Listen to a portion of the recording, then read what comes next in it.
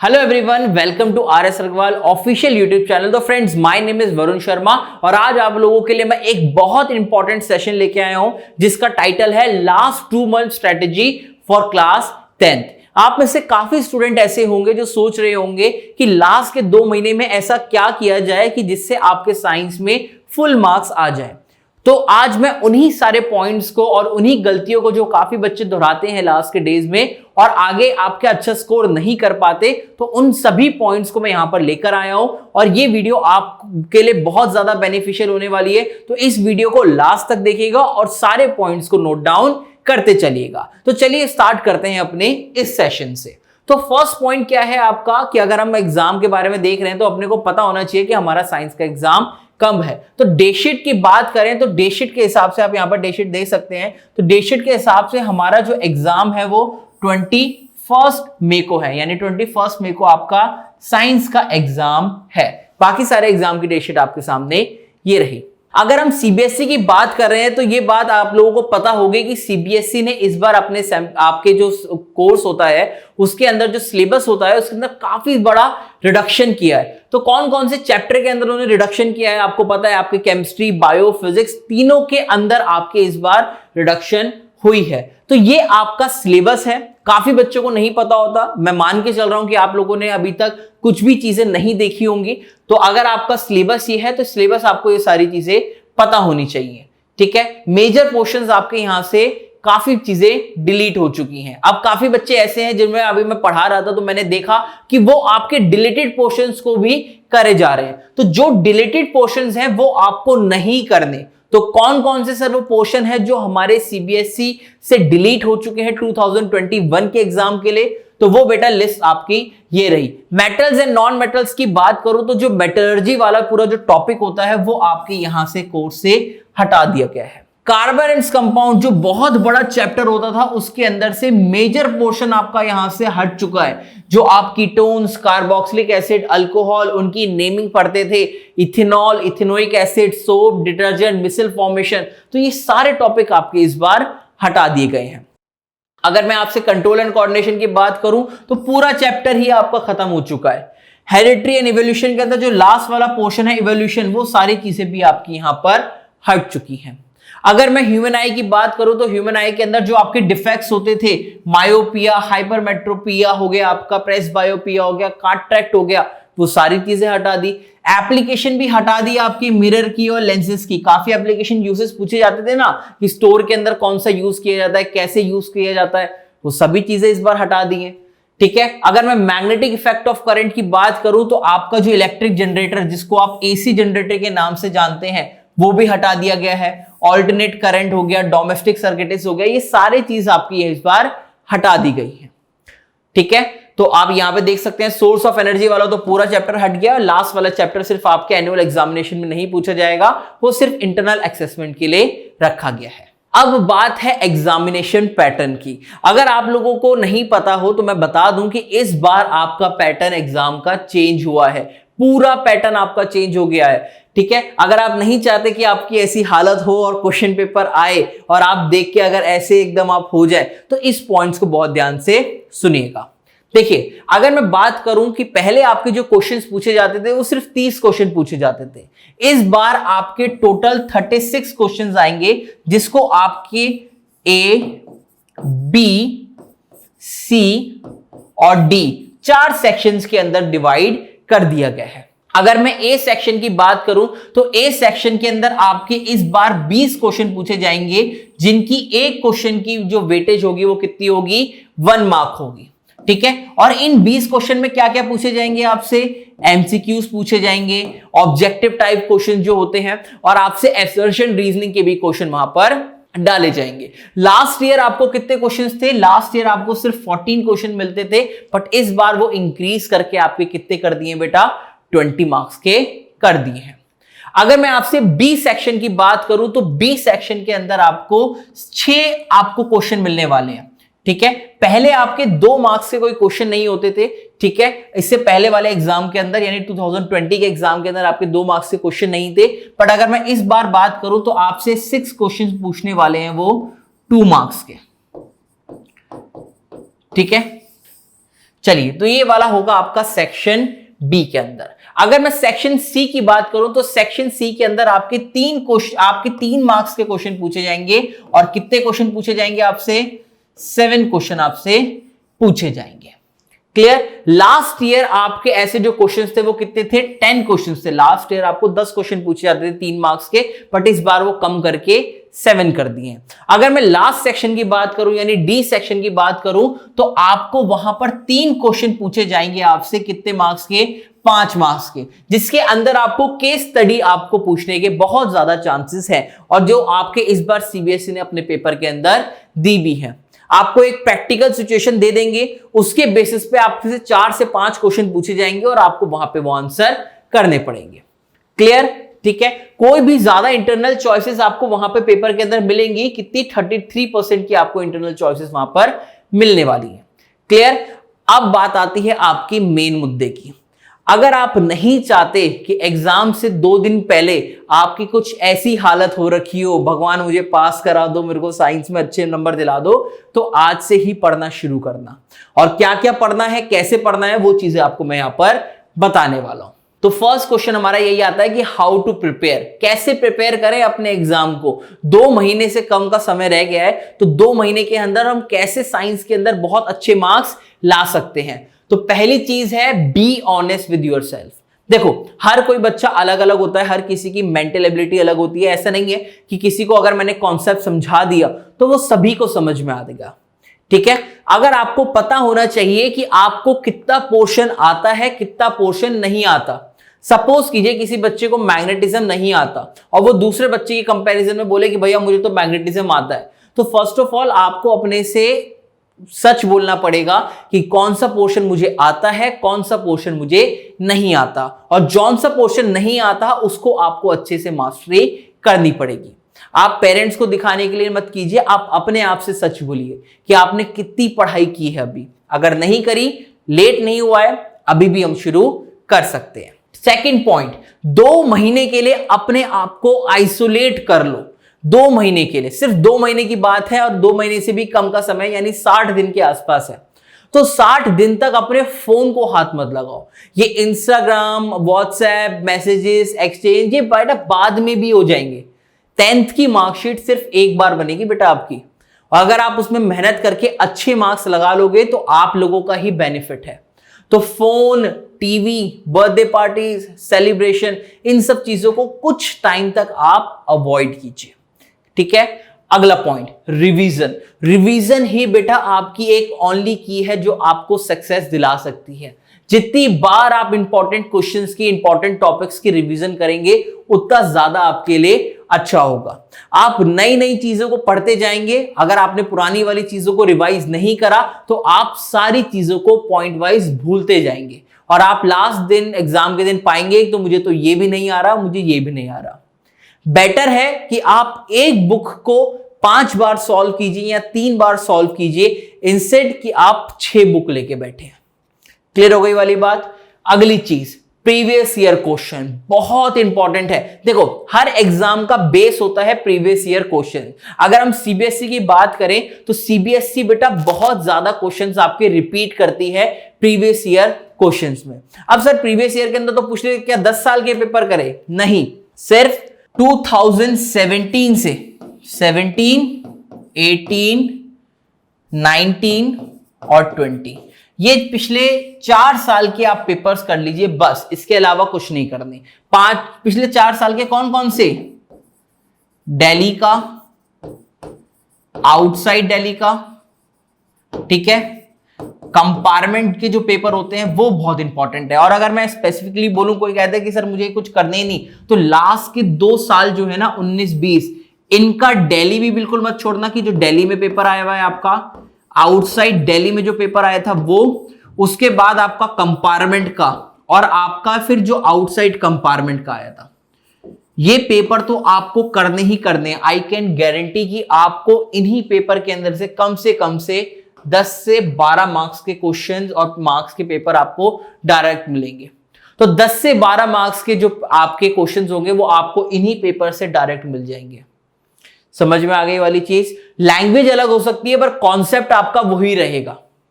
Clear हो गई बात? ये ठीक है। अगली चीज, इंपॉर्टेंट टॉपिक्स। आपको पता होना चाहिए कि इस चैप्टर के अंदर कौन कौन से मेरे इंपॉर्टेंट टॉपिक्स हैं और इसको कवर करने से मुझे क्या क्या बेनिफिट होने वाला है। क्लियर हुई वाली बात। अब आप में से कोई पूछेगा सर हमें तो इंपॉर्टेंट टॉपिक ही नहीं पता, कौन से इंपॉर्टेंट टॉपिक है? देखो, जब हम चैप्टर पढ़ाते हैं ना तो चैप्टर के अंदर हम आपको हर बात बताते हैं, हर बात इंपॉर्टेंट रहती है। बट आप जब एग्जाम के लिए पढ़ रहे होते हैं और जब आपको पता है कि मेरे पास सिर्फ 2 ही महीने बचे हैं और मैंने शुरुआत से कुछ नहीं पढ़ा, तो आप कुछ इंपॉर्टेंट टॉपिक्स के ऊपर भी भरोसा कर सकते हैं जो सीबीएसई के फेवरेट्स कहलाते हैं। अब कौन कौन से वो इंपॉर्टेंट टॉपिक्स हैं? अगर मैं चैप्टर वाइज बात करूं तो फर्स्ट चैप्टर के अंदर जैसे केमिकल रिएक्शन की बात करूं तो हमेशा आपसे एग्जाम के अंदर ऑक्सीडेशन एंड रिडक्शन से क्वेश्चन तो हमेशा पूछता है। टाइप्स ऑफ केमिकल इक्वेशन, मतलब आपसे यहां पे आपको कह देगा बैलेंस कीजिए, कि आपको कोई केमिकल इक्वेशन लिख के दे दी, आप उसको बैलेंस कीजिए। उससे क्वेश्चन पूछता है कि आप एक केमिकल इक्वेशन को कैसे आप इंफॉर्मेटिव बना सकते हैं, इस तरीके का क्वेश्चन पूछता है। केमिकल रिएक्शंस क्या होती हैं, कैसे आप जज कर सकते हैं कि वो एक केमिकल रिएक्शन है कि नहीं। तो इस टाइप के आपको क्वेश्चन फर्स्ट चैप्टर में से मिल जाते हैं। अगर मैं एसिड बेसिस सॉल्ट की बात करूं तो जो ये लास्ट के लिखे हैं ना, ये bleaching powder, baking soda, washing soda, POP और इनकी प्रिपरेशन एंड यूजेस, ये वाले तो बेटा मोस्ट इंपॉर्टेंट है। यहां से आपके एग्जाम में एक क्वेश्चन आपको हमेशा रखा मिलता है।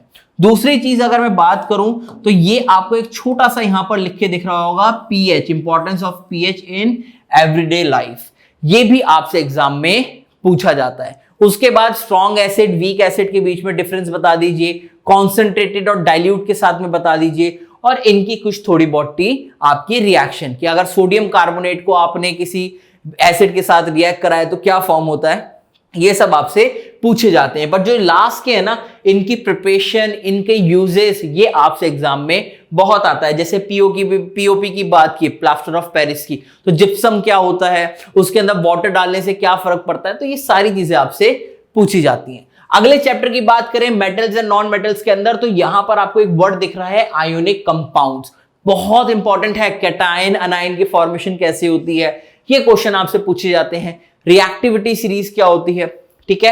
कार्बन कंपाउंड में तो इस बार आपका कंफर्म है कि होमोलोगस सीरीज से ही आपका क्वेश्चन बनने के चांसेस है।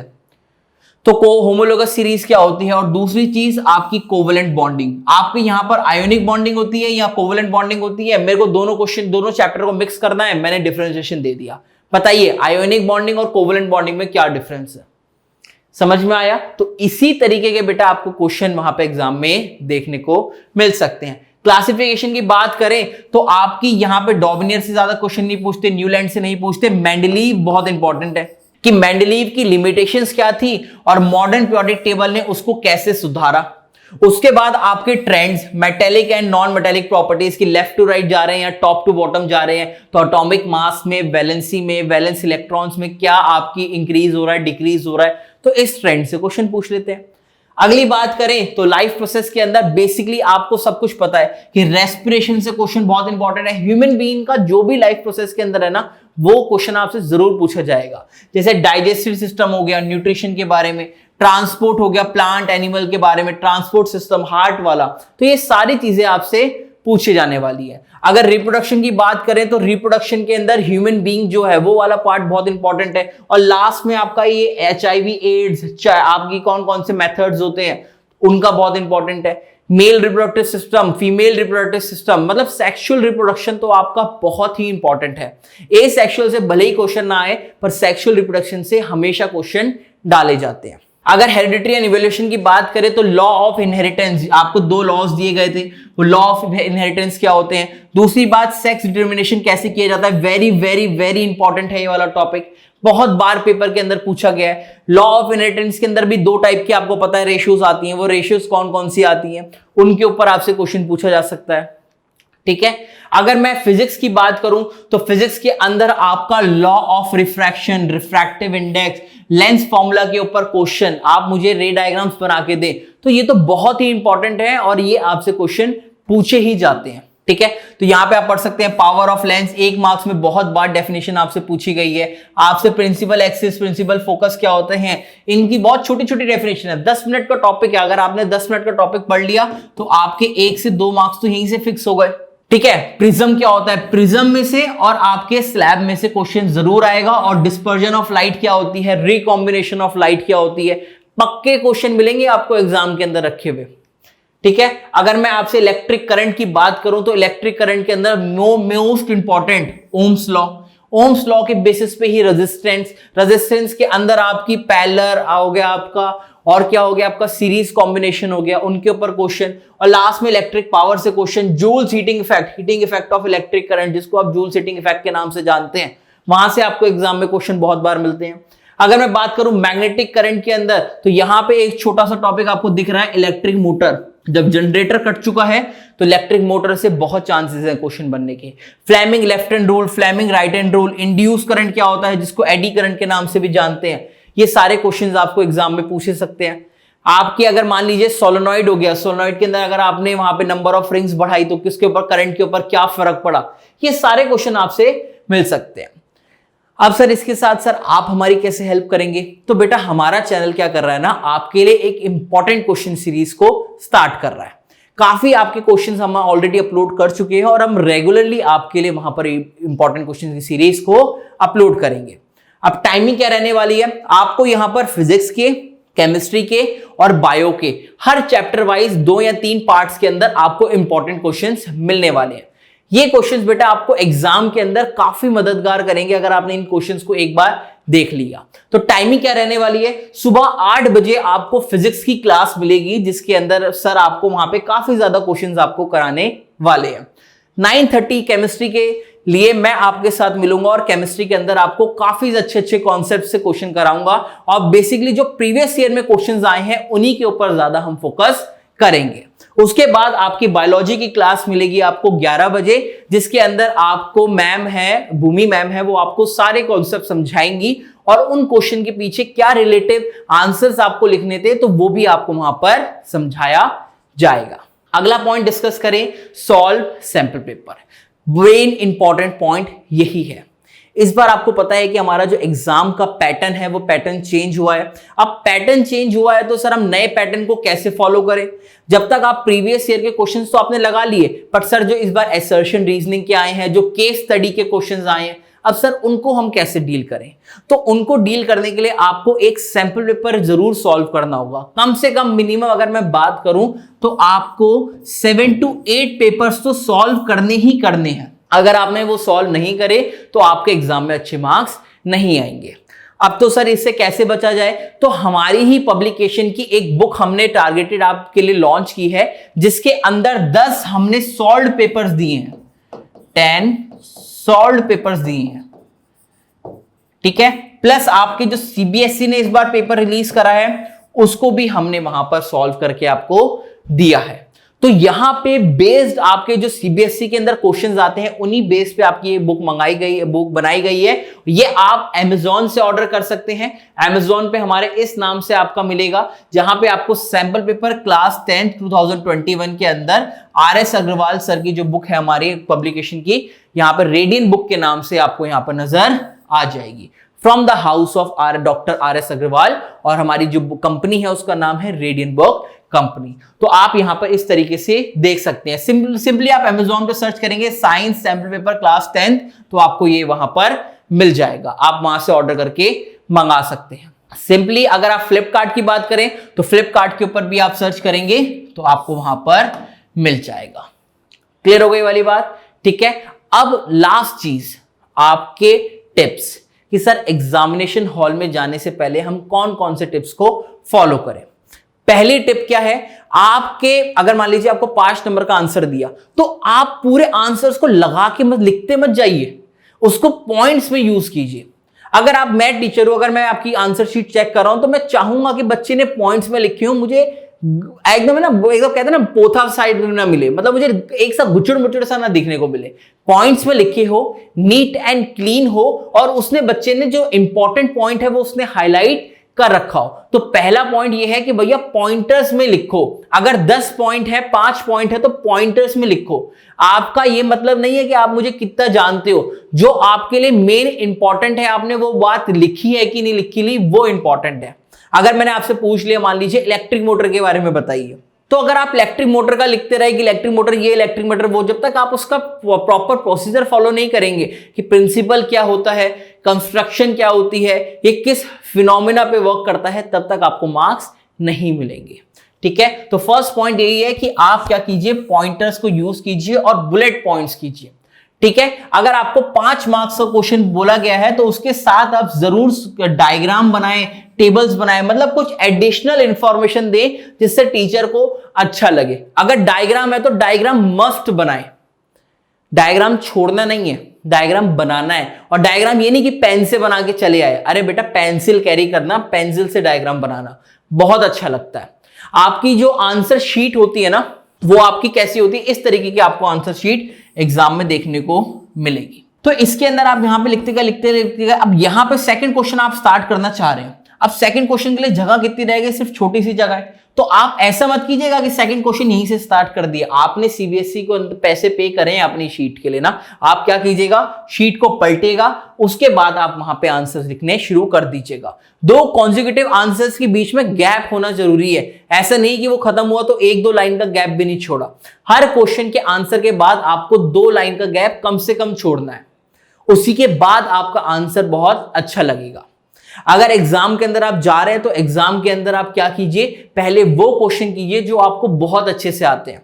तो ये आपकी इमेज बना देता है टीचर के माइंड में कि ये बच्चा ऐसा है। समझ में आ गई वाली बात। तो जो मेन क्रक्स पॉइंट अगर मैं आपको यहां से कंबाइन करूं तो कंबाइन क्या थे कि आपको प्रीवियस ईयर क्वेश्चन करने हैं, इंपॉर्टेंट क्वेश्चन सीरीज की मैंने आपको टाइमिंग बता दी, उन क्वेश्चंस को सॉल्व करना है, वो बहुत इंपॉर्टेंट है। तीसरी चीज, आपको सैंपल पेपर जरूर सॉल्व करना है। अगर आपने वो नहीं करा तो आपको बहुत प्रॉब्लम होने वाली है, और आप वो कैसे ले सकते हैं वो मैंने आपको समझा दिया। अगली चीज, I want to wish you good luck for your exam. अच्छे से जाओ, पढ़ाई करो, जो मैंने पॉइंट्स बताए हैं उनको फॉलो करो। अगर आपको ये मेरी वीडियो और ये रिसर्च आपको अच्छा लगा हो तो हमारी वीडियो को प्लीज लाइक कीजिएगा, अपने दोस्तों के साथ मैक्सिमम से मैक्सिमम शेयर कीजिएगा। और अगर कोई डाउट हो, अगर आप कोई सजेशन देना चाहते हैं या कोई आप इंप्रोवाइज करना चाहते हैं किसी चीज को, तो आप नीचे कमेंट सेक्शन में बता सकते हैं। तो till then, take care, bye bye.